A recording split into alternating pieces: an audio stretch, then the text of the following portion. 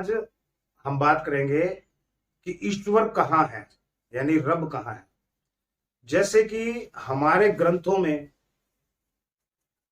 हमारे जैसे मनु स्मृति में लिखा है कि ईश्वर जो इस धरती के दायरे से बहुत दूर है, सुनने की और कहने की सीमा से बहुत ही परे, उसे कोई देख नहीं सकता, उसे कोई महसूस नहीं कर सकता, उसे कोई छू नहीं सकता। ये मनुस्मृति में, हमारे ग्रंथों में लिखा है। ये जो सीमाएं हैं ये सब रब की हैं, यानी रब इन सीमाओं से परे हैं। लेकिन इस सीमाओं से परे है, यानी कि उसने कहा है कि सीमा से परे है। उसने ये नहीं कहा मनु महाराज जी ने कि वो मिल ही नहीं सकते। यानी कि जैसे अब हमारे इंडिया और पाकिस्तान का बॉर्डर है, वो सीमा है, हद है। तो अगर कोई उनके रूल रेगुलेशन के हिसाब से, जो इंडियन गवर्नमेंट है या जो भी पाकिस्तान गवर्नमेंट है, उनके रूल को फॉलो करके अगर जाया जाए तो जा सकता है ना। तो वैसे ही रब का इसमें ईश्वर का जो रास्ता बताया मनु महाराज जी ने, वो कहा सीमा से परे है। लेकिन उन्होंने ये नहीं कहा कि वो मिल ही नहीं सकते, यानी कि एक सीमा में वो हैं। लेकिन हमें जो है वो, जैसे कि इंडियन एम्बेसी की कुछ फॉर्मेलिटियां है कि अगर हम मान लो, पहली बात तो पाकिस्तान का वीजा मिलता ही नहीं। आप पाकिस्तान का ना लगाओ, किसी और देश का बॉर्डर लगा लो, कि यानी कि जितने भी बॉर्डर हैं वो सबकी एक हद है, एक सीमा है। तो क्या हम दूसरे देशों में नहीं जा सकते? जा सकते हैं, लेकिन क्या है, टर्म्स पॉलिसियां उनकी कुछ है, उनकी जो है वो कुछ कंडीशनें हैं, जो उनकी कंडीशनल है। हमें उनको प्रॉपर जो है फिल करके, उनकी जो कंडीशनें हैं, उनको जो उनकी अप्रूवल है, उसके हिसाब से वहां तक जाया जा सकता है। जब हमें अप्रूवल मिलती है सामने, जो जिस देश में हमने वीजा लगाना है, हमने जाना है, जब वहां से अप्रूवल आएगी, यहाँ की गवर्नमेंट जो है, जैसे कि मान लो हमने वीजे का अप्लाई किया, वीजे के लिए क्या होता है कि हमारे नजदीकी जो पुलिस स्टेशन है वहां पे वेरिफिकेशन आएगी पासपोर्ट के लिए। फिर वीजे के लिए कुछ हमारे डॉक्यूमेंट्स हैं, कुछ मतलब भी बहुत ऐसे जरूरी डॉक्यूमेंट्स हैं जो हमें सब प्रॉपर तरीके से गवर्नमेंट के जो उनके पॉलिसी है उनको फॉलो करना पड़ता है। उसके बाद ही हम यानी कि उस सीमा के पार जा सकते हैं। वैसा ही मनु महाराज जी ने बताया कि ईश्वर जो है वो सबके अंदर है, विद्यमान है, लेकिन सीमा से परे है। अब जैसे कि मनु महाराज ने बताया, अब जैसे मान लो कि हमें जब एक देश से दूसरे देश में जाना हो, तब हमें कितनी सारी कंडीशनों को फॉलो करना पड़ता है ना। तो वैसे ही जब अब हमें रब के पास जाना है तो उनकी भी कंडीशनें हैं। अब मान लो कि हम पासपोर्ट के लिए अगर आपने बाहर जाना है तो आप किसी एजेंट को पकड़ोगे, एजेंट के थ्रू ही बाहर जाओगे ना। वैसे ही एजेंट जो है वो क्या है, रब के जो एजेंट है वो क्या है, गुरु। अब जो गुरु है वो रब के एजेंट है। आपने अगर रब के पास जाना है तो आपको उन एजेंटों का सहारा लेना पड़ेगा। फिर जो गुरु है, जैसे कि एजेंट आपको कुछ कंडीशनें बताते हैं कि ये डॉक्यूमेंट्स आपको चाहिए, ये कंप्लीट करके लाओ। उसके बाद जो आपका है वो पासपोर्ट अप्लाई करेंगे, पासपोर्ट बनने के बाद उसके बाद वीजा अप्लाई करेंगे। एजेंट है वो क्या कहता है, भाई आप इन कंडीशनों को, इन जो ये जो पॉलिसियां हैं इनके जो, इनको फॉलो करो, उसके बाद आपका जो पासपोर्ट है वो अप्लाई करेंगे। तो वैसे ही गुरु जो है वो अपने शिष्य को कुछ नियम बताता है, जिसमें ब्रह्मचर्य, शाकाहारी रहना, अपनी इंद्रियों को कंट्रोल करना, सुबह उठ के स्नान करके गुरु मंत्र का जाप करना। जैसे एजेंट हमें बाहर देश में जाने के लिए बहुत सी पॉलिसियां बताता है, उनके टर्म्स कंडीशन जो भी हैं वो बताते हैं, वैसे ही जो गुरु है वो हमारे नियमों को, वो जो हमारे नियम है, गुरु हमें उन रब के नियमों को समझाते हैं। अब जब तक गुरु, जब ऐसा लगा लो कि एजेंट जो भी इतनी पॉलिसियां रखता है बाहर विदेश में, एक मतलब धरती के इस कोने से दूसरे कोने में जाने के लिए इतनी अगर कंडीशनें हैं, तो रब जो इस धरती पे ही नहीं है, रब जो इस धरती पे नहीं है, तो उसके पास पहुंचने के लिए भी तो कंडीशन होगी ना। तो वैसे ही गुरु का काम है। गुरु क्या करता है, आपकी इंद्रियों को आप कंट्रोल करना सिखाएगा, आप लोगों को आपको बताएगा कि ये चीजें आप करो, ये नियम है। जब तक ये नहीं होंगे तब तक आपका जो है रब के पास, जो ईश्वर के पास संदेश भेजना है, भाई ये आपके पास आना चाहता है, तो तब तक ईश्वर आपको इजाजत नहीं देगा। अगर मान लो कि आपने सारे नियम फॉलो कर लिए, आपने अपनी इंद्रियों को कंट्रोल में कर लिया, सब कुछ कर लिया, उसके बाद क्या होगा, उसके बाद ऐसा होगा जब गुरु आपको एक मंत्र देगा, गुरु मंत्र जो ईश्वर ने उसे दिया हुआ है, जो रब के घर से उसके गुरु के लिए, मुर्शिद के लिए उतरा हुआ है, तो वही जो गुरु मंत्र होगा वही आपको दिया जाएगा गुरु के द्वारा। गुरु के द्वारा दिए गए मंत्र को, जो उसके नियम है, जो उसकी पॉलिसियां हैं, आपको वो करनी पड़ेंगी। ब्रह्मचर्य का पालन करना पड़ेगा। अच्छा, मतलब भी जो भी गुरु के नियम है उस रब के लिए, वो सब आपको कंप्लीटली करने पड़ेंगे। अच्छा, उसके बाद क्या होगा, जब ये सारी चीजें आपकी कंप्लीट हो जाती हैं, तो आपके गुरु को ये उस वक्त पता लग जाता है कि आपने ये जो नियम है बिल्कुल अच्छी तरह से किए हैं, यानी कि आप अपने पासपोर्ट के लिए रेडी हो, यानी कि वहां जाने के लिए एक एप्लीकेशन डाली जा सकती है ईश्वर के पास। गुरु क्या है, फिर आपके आज्ञा चक्र को एक्टिवेट करता है और उस पर मोहर लगा देता है, जैसे एक पासपोर्ट पे मोहर लगती है कि अब जो आपका है वो आप ध्यान योग में जा सकते हो। ध्यान योग में जाने के लिए आज्ञा चक्र का एक्टिवेट होना जरूरी है। जैसे कि पासपोर्ट पे मोहर लगना जरूरी है, वैसे ही आपके आज्ञा चक्र पे गुरु की मोहर लगनी जरूरी है कि अब आप ध्यान योग कर सकते हो। जब आप ध्यान योग करोगे तब आपका गुरु जो है वो रब के पास एक एप्लीकेशन भेजेगा कि ये बंदा आपसे मिलना चाहता है, ये मेरा शिष्य है और ये आपसे मिलना चाहता है, ये आपके वहां आना चाहता है। तो रब क्या करता है, अब किसी देश में ऐसा लगा लो पासपोर्ट बन गया, उसके बाद कहते हैं ना वीजा आना, फिर वीजा आएगा तब इसको अप्रूव होगा कि ये जा सकता है या नहीं जा सकता। अब गुरु ने क्या किया, रब के पास वीजे के लिए अप्लाई कर दिया। गुरु ने वीजा अप्लाई किया है अपने मुरीद का, गुरु ने एक उसके लिए संदेश भेजा रब को कि ये आपसे मिलना चाहता है, तो रब क्या करता है, उस गुरु से पूछता है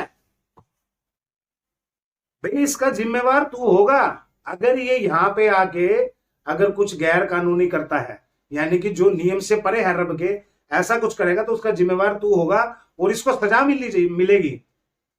जैसे कि अनदर कंट्री में होता है, वैसे ही रब आपको वहां से आज्ञा मिलेगी, गुरु तक पहुंचेगी। तब जब रब आपके गुरु के पास आज्ञा देगा, आपके वहां तक जाने की, अपने नजदीक आने की आपको इजाजत देगा, तभी आप वहां तक पहुंच सकते हो। यानी कि आज्ञा चक्र जो है, इसको कहते हैं आज्ञा चक्र, यानी कि ईश्वर की आज्ञा आ जाए। ईश्वर की आज्ञा नहीं, और ईश्वर की आज्ञा कब आएगी, जब आप उनके नियम को पूर्ण तरीके से कर रहे हो, पूर्ण तरीके से कर रहे हो। उसके बाद जाके फिर आपकी रब से दोस्ती होगी, फिर आप उस सीमा के अंदर पहुंच सकते हो जहां मनु स्मृति में मनु महाराज जी ने कहा है कि ईश्वर धरती के दायरे से बहुत दूर है, इस सीमा से परे है। यानी कि जो परे वाली सीमा है ना, आप उस परे वाली सीमा के अंदर एंटर कर सकते हो। यानी कि जो टर्म्स कंडीशन है उनको फॉलो करके ही आप उस ईश्वर के रास्ते पे जा सकते हो, उस ईश्वर के घर तक पहुंच सकते हो। अब ईश्वर के घर पहुंचने में ये नहीं है कि आप ईश्वर से दोस्ती होगी, आपकी बातचीत होने लगी, या आप ध्यान लगाते हो तो ईश्वर, आप अपने आप को ईश्वर के घर पे महसूस करते हो। इसके बाद और भी बहुत कुछ है। अब ईश्वर के घर आप पहुंच गए तो वहां पे आप करोगे क्या, अगर विदेश पहुंच गए तो वहां कुछ तो करना पड़ेगा ना, तो भूखे मर जाओगे, काम तो करना पड़ेगा ना। तो ईश्वर के घर पहुंचने के बाद भी वहां का जो डिपार्टमेंट है वो आपको काम करना पड़ेगा। जो नेकियां हैं, जो रब के फरिश्ते हैं, वो क्या करते हैं, रब जैसे उन्हें कहता है वैसे काम करते हैं ना। वैसे ही उसे भी वहां पे काम करना पड़ेगा। ये नहीं है कि यहां से रूह निकल के वहां पहुंची और वहां खाली बैठी रेस्ट कर रही है, ऐसा नहीं होगा। वहां पे भी वहां पे काम करना पड़ेगा। अगर ध्यान मार्ग से ही ईश्वर को पाया जाता तो ये जो देवी देवता फरिश्ते हैं ये सारा दिन ध्यान में ही बैठे रहते, अपने कर्म ना करते।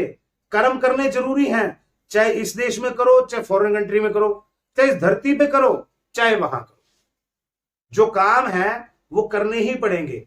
फिर ईश्वर आपको काम कैसे सौंपेगा? ईश्वर कहेगा जैसे तू यहां तक मुझ तक पहुंचा है वैसे औरों को भी रास्ता दिखा कि वो मेरे पास पहुंच जाए।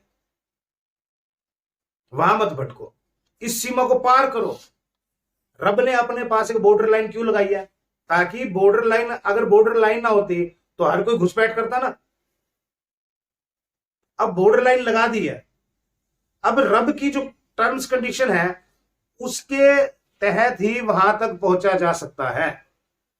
इसीलिए जो गुरु है वो आपकी इंद्रियों को, आपके आज्ञा चक्र को एक्टिवेट करने के लिए मदद करता है। आपको हर उस चीज से वाकिफ कराता है कि जो रब के घर में जरूरी है। जब तक आप वो नहीं करोगे तो क्या आप ऐसा लगा लो कि वहां पहुंच जाओगे? नहीं पहुंच सकते। ये कोई धरती के बॉर्डर थोड़ी है जब घुसपैठ हो जाएगी। वहां कौन करेगा घुसपैठ? वहां की जो बॉर्डर लाइन है वो इतनी फुल सिक्योरिटी प्रूफ है कि वहां तक अगर पहुंचने, पहली बात तो पहुंच ही नहीं सकते। अगर भूले भटके, अगर आपने शैतानों का सहारा ले भी लिया तो ऐसे लगा लो कि शैतान भी आपको बॉर्डर के परली तरफ ही छोड़ेगा जी, ये बॉर्डर खड़ा, अब आपका वहां पे जाना आपका है, हम नहीं जा सकते वहां। अब आप कैसे जाओगे? क्योंकि बॉर्डर जो सिक्योरिटी है वो टाइट है, बहुत ज्यादा हैवी। जब इतनी ज्यादा सिक्योरिटी टाइट होगी तो आप कैसे बॉर्डर क्रॉस कर सकते हो? जब धरती का ही नहीं कर सकते तो वहां का भी नहीं कर सकते। घुसपैठ बहुत लोग कर सकते हैं, यहां पे कर सकते हैं, वहां पे नहीं होती। तो इसीलिए गुरु के हिसाब से अपनी इंद्रियों को कंट्रोल करो। गुरु जो कहे उन्हें मानो, यानी कि ईश्वर के रास्ते पे चलने के लिए जो आपके नियम गुरु बताता है उनको फॉलो करना पड़ेगा। अगर आप उन चीज को फॉलो नहीं करोगे तो मुझे नहीं लगता कि आप उस बॉर्डर लाइन को क्रॉस कर सकते हो। रब एक बॉर्डर लाइन के अंदर है और जब तक आप उस बॉर्डर लाइन के अंदर नहीं जाओगे रब उस बॉर्डर लाइन से बाहर नहीं आएगा तुम्हारे लिए। क्योंकि तुम्हारे अंदर कोई ऐसी क्या खास बात है हमारे अंदर कि रब हमारे लिए अपने घर से नीचे आ जाएगा? अगर हमें जाना है तो हमें उनके नियमों को पार करना पड़ेगा, उनकी जो परीक्षाएं हैं, उनके इम्तिहान हैं। अब ऐसे लगा लो कि जिन संतों ने, हमने ग्रंथों में या मतलब अपने बुजुर्गों से या इतिहास में सुनते आ रहे हैं भाई ये जो सब थे ये ईश्वर की फैमिली के थे, रब की फैमिली के थे, यानी कि उसके स्टाफ के थे। अब उनके स्टाफ के कौन कौन थे? प्रभु श्री रामचंद्र, श्री कृष्ण, संत कबीर, गुरु नानक देव जी, ईसा मसीह, मोहम्मद अली, मतलब ये जितने भी टोटल इनको, ये तो मुझे तो कुछ ही नाम पता है इसलिए आप कुछ ही नाम ले रहे हैं, लेकिन बहुत से ऐसे लोग हैं। बहुत सी ग्रंथों में लिखा है कि 1,24,000 रब ने सिर्फ नबियों और पैगंबरों को भेजा है। यानी कि रब की जो फैमिली है वो छोटी नहीं है, ये रब की टोटल फैमिलियां हैं। अब इन्होंने भी अगर रब को पाया है ना, पहली बात तो इनको तो सिर्फ एक हिदायत देकर उतारा गया था, पा तो इन्होंने ऊपर ही लिया था। ये यहां पे आके कोई पीर फकीर या पैगंबर नहीं बने, ये वहां से फकीर बन के ही उतरे थे। ये वहां पे भी फकीर थे, पैगंबर थे, अवतार थे। इनको तो सिर्फ एक दुनिया वालों को एक एजुकेशन देने के लिए धरती पे उतारा गया था, एक मोरल, एक शिक्षा देने के लिए धरती पे उतारा गया था। भाई आप प्रैक्टिकली इन दुनिया वालों को करके दिखाओ प्रैक्टिकली, ताकि ये दुनिया वाले आपके जो नियमों को फॉलो करें और फिर मुझ तक पहुंचे। लोगों ने उसको धर्म बना लिए और लड़ रहे हैं, आपसी में लड़ रहे हैं। सिर्फ एक प्रैक्टिकली रब का एक मैसेज था उन पैगंबरों को, उन अवतारों को, कि आप लोग जो है वो प्रैक्टिकली जमीन पर जाके इन्हें करके दिखाएं ताकि लोग जो हैं वो आपको फॉलो करें। लेकिन जो फॉलो कर रहे हैं वो अलग अलग धर्म में बट के खड़ा हो गया। वो अपने धर्म को ऊंचा करने के लिए किसी को नीचा बता रहा है, किसी को कह रहा है बुत परस्ती नहीं करनी चाहिए, कोई कहता मजारों में नहीं जाना चाहिए। अरे भाई रब तुम्हारे अंदर है, तुम्हें तुम्हारी जो टर्म्स कंडीशन है उनको अगर तुमने पार कर लिया, फिर चाहे तुम मंदिर जाओ ना जाओ, उससे कोई फर्क नहीं पड़ता। रब को मतलब है जो रब के नियम है उनको फॉलो करो। रब को मतलब नहीं है कि तुम मंदिर जा रहे हो या मस्जिद जा रहे हो या क्या कर रहे हो। रब को तुम्हारे व्रतों की जरूरत नहीं है, रब को तुम्हारी पाठ पूजा की जरूरत नहीं है। रब कहते हैं जो मेरी कंडीशन है उन कंडीशनों को पार करो और मुझ तक पहुंचो। अब नानक जी जो हैं, ये संत कबीर हैं, ये ईसा मसीह हैं या मोहम्मद सरकार, इनकी क्या कम परीक्षाएं हुई है ना परीक्षाएं, तो हमारी नहीं होगी, सबकी होगी, तभी उस सीमा के अंदर जाया जाएगा। ऐसे नहीं जा सकते हम लोग। क्यों नहीं जा सकते? जा ही नहीं सकते क्योंकि जो कंडीशनें रब की हैं तो वो उन कंडीशनों को पहले पार करना पड़ेगा। वो कौन बताएगा तुम्हें? तुम्हारा गुरु, तुम्हारा मुर्शद। अगर मान लो कि बाय चांस तुम्हारे साथ ऐसा कुछ हो जाए, क्योंकि जैसे बहुत से लोगों के साथ ऐसा होता है, पासपोर्ट बनवा लिया, पासपोर्ट बन गया, एजेंट ने बनवा दिया, अच्छा वीजे के लिए अप्लाई करवा दे एक पास एक एजेंट पे, दूसरे के लिए यार बहुत टाइम लगा रहे यार तुम कर दो, यानी कि एजेंट से चला क्या कर रहा है। अगर गुरु के साथ तुम करोगे, जो तुम्हारा मैसेज गुरु के पास आया ना तो तुम तक पहुंचेगा नहीं, क्योंकि गुरु ने करना सब कुछ। अगर रब के घर से कोई मैसेज उतरेगा तुम्हारे पास डायरेक्ट नहीं आएगा, क्योंकि ब्रांच जो है वो तुम्हारे गुरु के पास है। रब के जो एजेंट है वो गुरु हैं, मुर्शद हैं। अगर उनके पास अगर आपके लिए कोई मैसेज आया तो आप तक क्यों पहुंचाएंगे? वो नहीं पहुंचाएंगे, क्योंकि आप चालाकियां कर रहे हो उनसे। चालाकी होगी तो ऐसे लगा लो कि 420 होगी ना, तो रब के घर से रब के घर में भी 420। जब रब के घर में 420 होगी तो ऐसे लगा लो कि हो ही नहीं सकता कि तुम वहां पर उस सीमा के अंदर जा सको। अब ये जो चीजें हैं ये आप लोगों को भी देखना है कि हम गुरु के नियमों को फॉलो कर रहे हैं या नहीं कर रहे। अगर आप गुरु के नियमों को फॉलो नहीं कर रहे तो आपको यह ध्यान रखना है कि आपको नियमों को फॉलो करना पड़ेगा, जो उनकी कंडीशनें हैं उनको फॉलो करना पड़ेगा। ये चीजें जब आप करोगे, ये ऐसे लगा लो जो रब के नियम है, जो ग्रंथों के हिसाब से जो किताबों में लिखे गए हैं, ये मैंने वो बताया है। इसके अलावा भी एक और तरीका है वहां तक जाने का।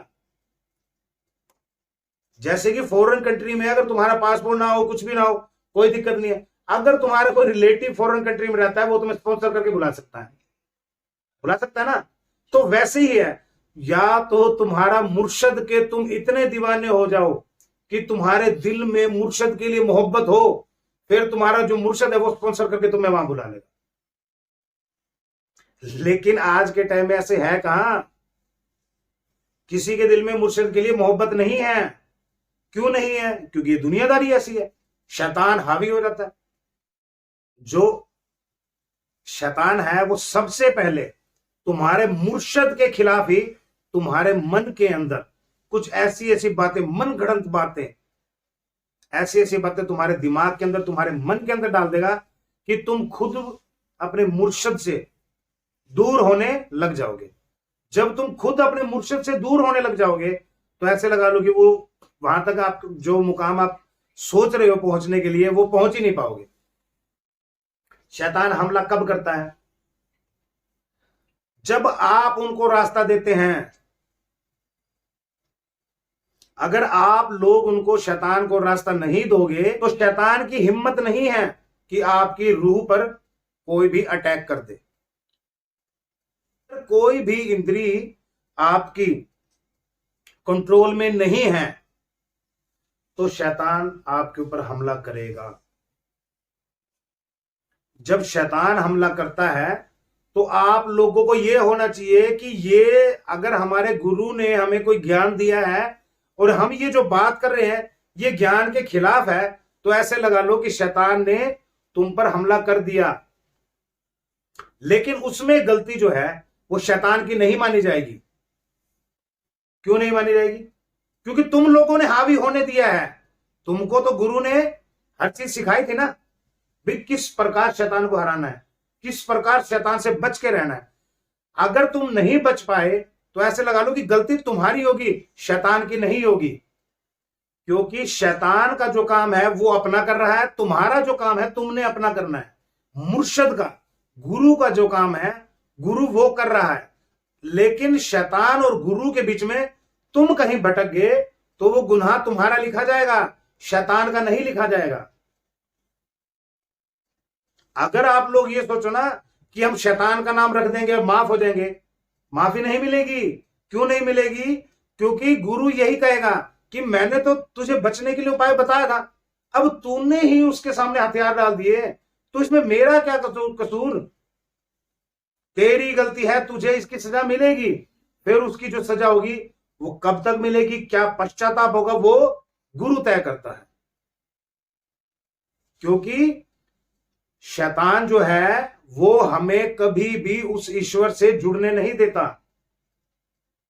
क्यों नहीं जुड़ने देता? अब ऐसे लगा लो कि आप सारा दिन, अगर आप पढ़ाई कर रहे हो, आपका जैसे मान लो टीचर स्कूल में आप पढ़ाई कर रहे हो, करो। आप दुकानदार हो, बिजनेस कर रहे हो, करो। लेकिन जब आप सिमरन पे अपने गुरु के या ईश्वर के ध्यान मार्ग पर बैठोगे, शैतान तभी आपको हमला करेगा, तभी डिस्टर्ब करेगा।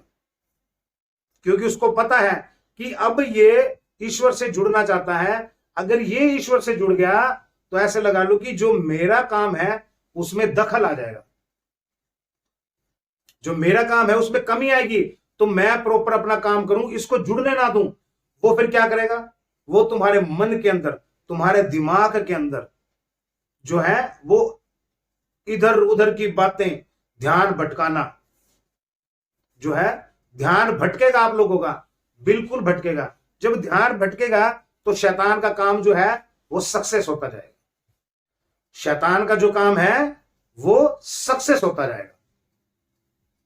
क्योंकि शैतान को तो इजाजत इसी चीज की मिली थी ना कि इंसानों को रब से जुड़ने नहीं देना, इंसानों को रब से जुड़ने नहीं देना। अब इंसान अगर रब के रास्ते पे जाएगा तो शैतान उसको है वो जाने नहीं देगा। वो तुम्हारी इबादत, तुम्हारी भक्ति, तुम्हारी नमाजें, तुम्हारी पाठ पूजा, तुम्हारा सिमरन, जो भी तुम करते हो उस ईश्वर के लिए, वो सब के अंदर आपको दखल देगा, आपको डिस्टर्ब करेगा, आपको परेशान करेगा, आपको इरिटेट करेगा। और ये मत समझना कि शैतान कोई बाहर से आएगा, तुम्हारे अंदर ही है, तुम्हारे अंदर ही शैतान है। वो अंदर से ही खोखला करता है। जैसे कि दीमक एक लकड़ी के बने हुए दरवाजे को अंदर से खोखला कर देती है, वैसे ये जो शैतान है इस मिट्टी के बनाए हुए इंसान को अंदर से ही खोखला कर देता है। फिर आप रब के लायक नहीं रह पाते। जब आप रब के लायक नहीं रहोगे तो ऐसा लगा लो कि गुरु की तो बात ही छोड़ दो फिर। क्योंकि गुरु तभी आपको परमिशन देगा जब आपके अंदर कोई कमी नहीं होगी। अगर आपके अंदर कमी होगी और गुरु को लग गया कि ये बंदा नहीं सुधर सकता, तो गुरु जल्दी से हाथ नहीं पकड़ता। लेकिन कई गुरु ऐसे ऊंचे ऊंचे, बहुत ऊंचे ऊंचे बैठे हैं, जैसे हमारे सरकार चांदीराम जी हैं, ये गंध में से भी किसी का भी हाथ पकड़ लेना तो उसको भी संवार दे।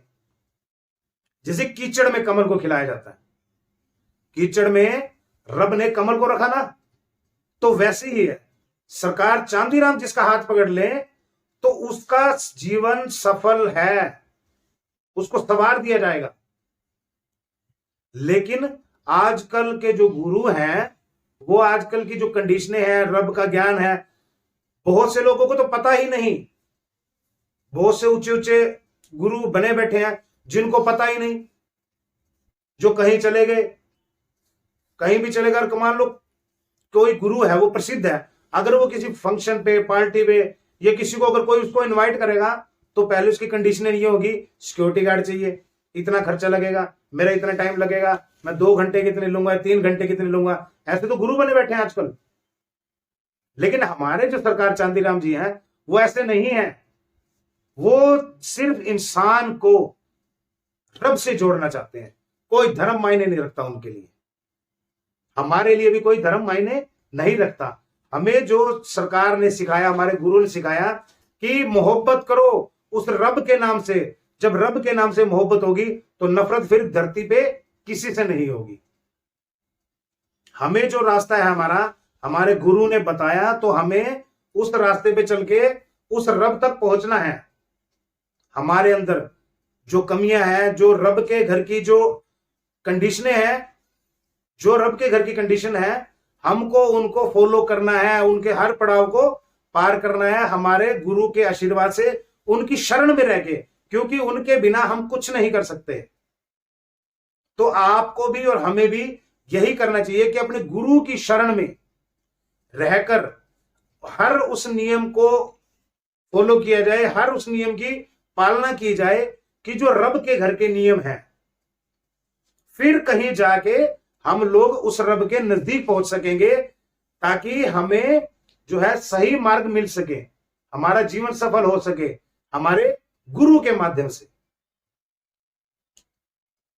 तो आपको भी यही करना है कि जैसे कि तुम्हारा गुरु तुम्हें कहता है, वैसे उन नियमों का पालन किया जाए, ताकि रब के घर की हर एक कंडीशन को आप पार कर सको, उनके पड़ाव को पार कर सको, ताकि रब अपने घर के दरवाजे आपके लिए खोल दे। जब रब दरवाजे खोलेगा तभी हम उसे देख पाएंगे। बंद दरवाजे में किसी के घर के आर पार नहीं झांका जा सकता कि सामने वाला कैसा दिखता है। जब रब के घर के दरवाजे खुलेंगे तभी हमें महसूस होगा कि रब का दीदार जो है वो क्या है। गुरु शब्द।